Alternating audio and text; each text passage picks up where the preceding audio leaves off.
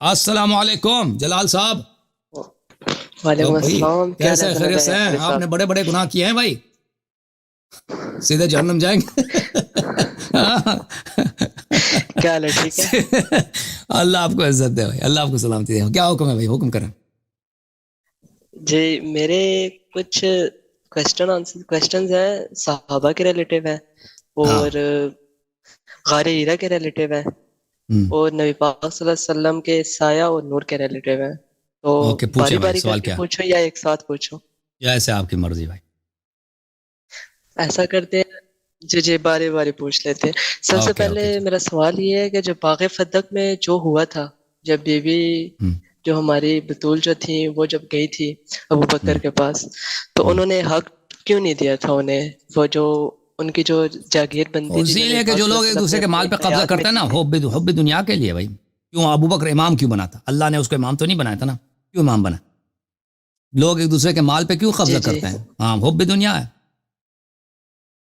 اور کیونکہ دیکھیں فدق ایک بہت وسیع علاقہ تھا, اور فدق اتنا زیادہ تھا کہ رسول اللہ صلی اللہ علیہ وسلم فدق کے آمدنی سے فوج کے خرچے نکالتے تھے, مسلمین کے حکومت کے امور چلاتے تھے.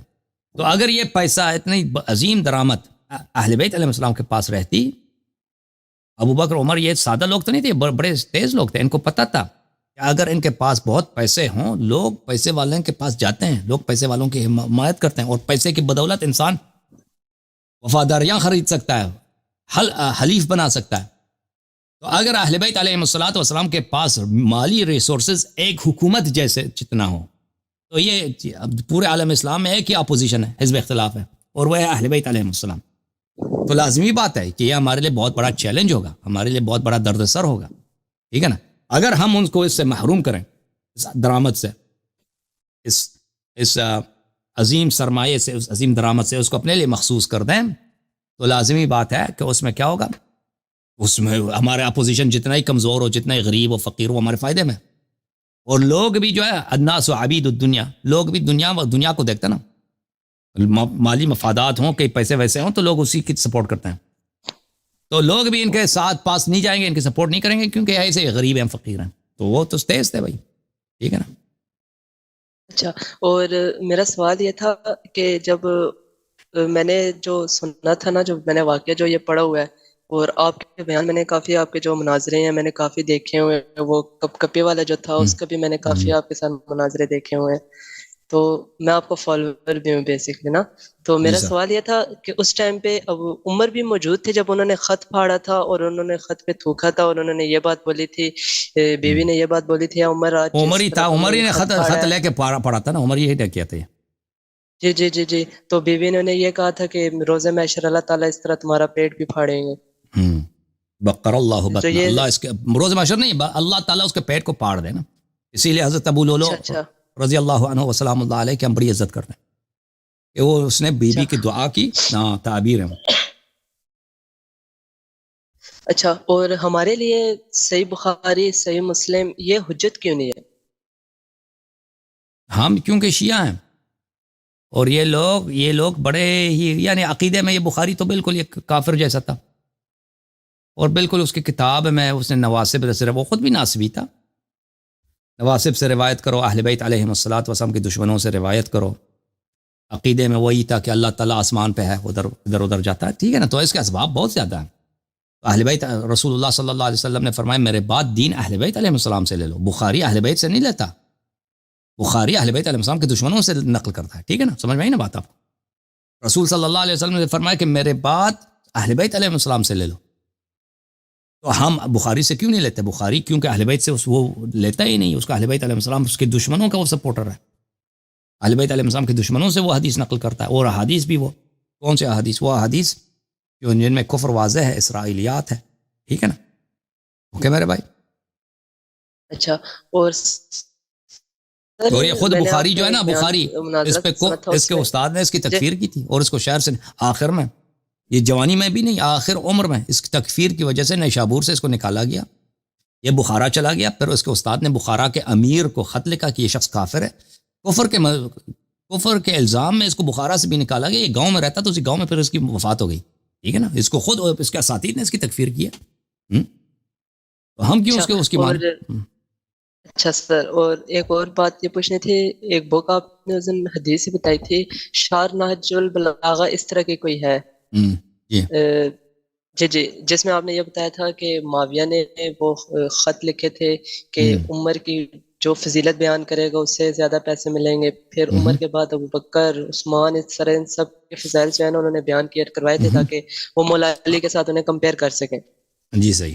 تو کیا وہ ہمارے لیے، وہ کتاب ہمارے لیے حجت ہے؟ اس کتاب میں جو بھی لکھا ہوا ہے وہ سب سچ ہے؟ نہیں، وہ سب کچھ حجت نہیں ہے، وہ بات صحیح ہے، وہ بات صحیح ہے، کیونکہ وہی بات شیعوں نے بھی روایت کی ہے، ٹھیک ہے نا. وہی بات ہے حضرت امام محمد باقر علیہ السلام سے کتاب سلیم ابن قیس میں اسی جیسی ہی بات مروی ہے.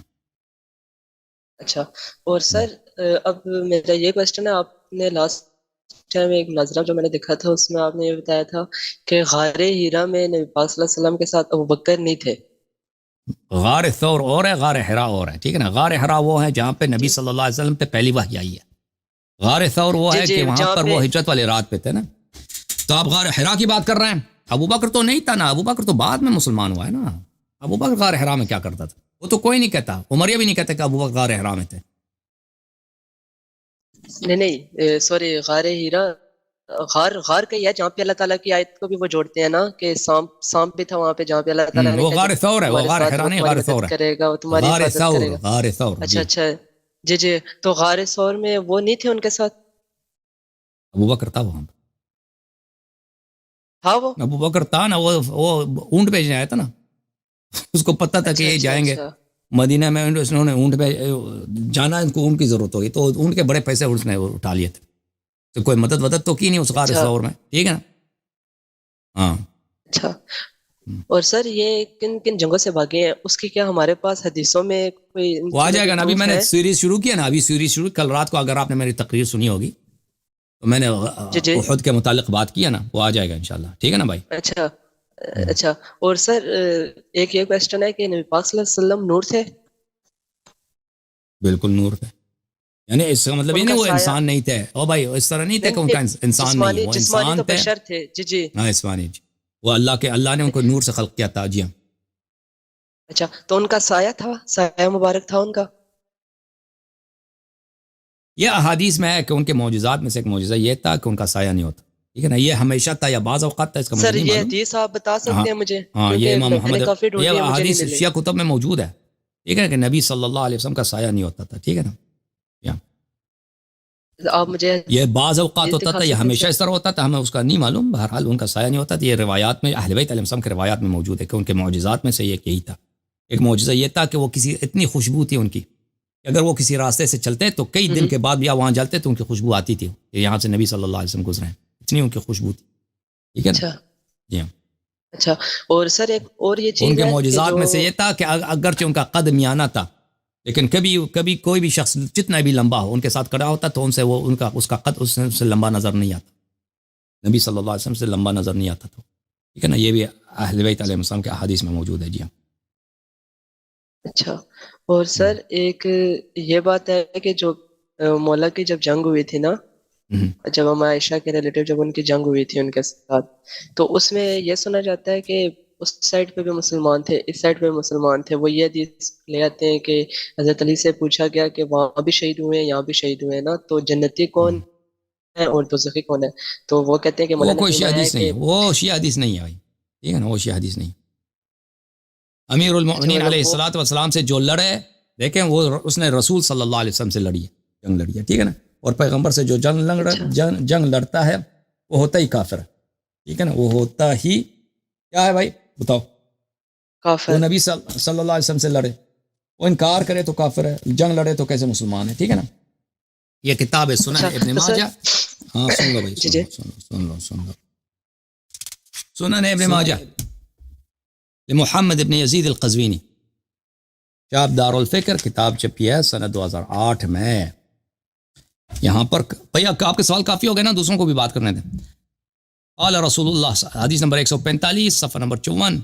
قال رسول اللہ صلی اللہ علیہ وآلہ لعلی وفاطمہ والحسن والحسین انا سلم لمن سالمتم وحرب لمن حاربتم. جو آپ سے اچائی کرے میں اس کے ساتھ اچھا ہوں، اور جو آپ سے لڑے میں اس کے ساتھ اعلان جنگ کر رہا ہوں، جو آپ کے ساتھ آپ کے خلاف لڑے، ٹھیک ہے نا بھائی. اوکے اب جلال گل بھائی دوسروں کو اوکے باری سر۔ دے دیں. اوکے تھینک یو سر, اللہ آپ کو عزت دے. السلام السلام علیکم. علیکم, کیا حال چال ہے بھائی, ٹھیک ہیں آپ؟ ٹھیک ٹھاک الحمد للہ.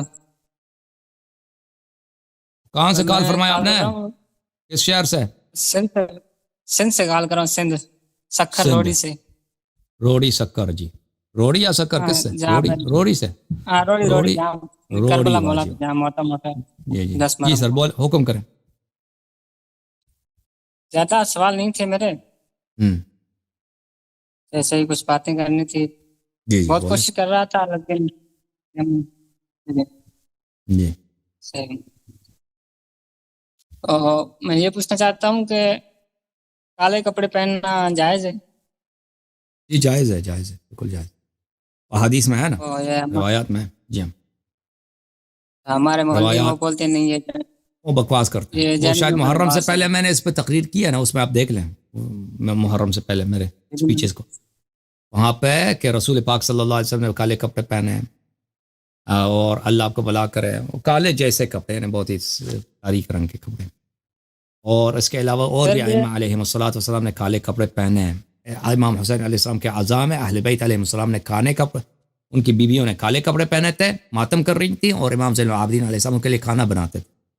یہ حدیث میں موجود ہے, ٹھیک ہے نا بھائی. تو ہمارے مولوی کیوں بولتے ہیں یہ جانبیوں کا لباس ہے, یہ نہ پہنا کرے؟ وہ بیوقوف ہے نا. یہ اگر کوئی اس کو دیکھیں, یہ جہنمیوں کا لباس اس طرح ہے کہ یہ بنی عباس کا لباس تھا نا, اور بنی عباس نے, یہ خود بنی عباس کا لباس پہنتے, یہ بنی عباس کے لباس ہے کہ سید جو ہے کالا امامہ پہنے اور غیر جو سید کالا نہ پہنے. یہ کس کے, یہ پیغمبر کی رسم تھوڑی ہے.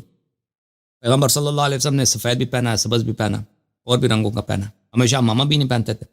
تو یہ خود بنی عباس کے لباس پہنتے ہیں.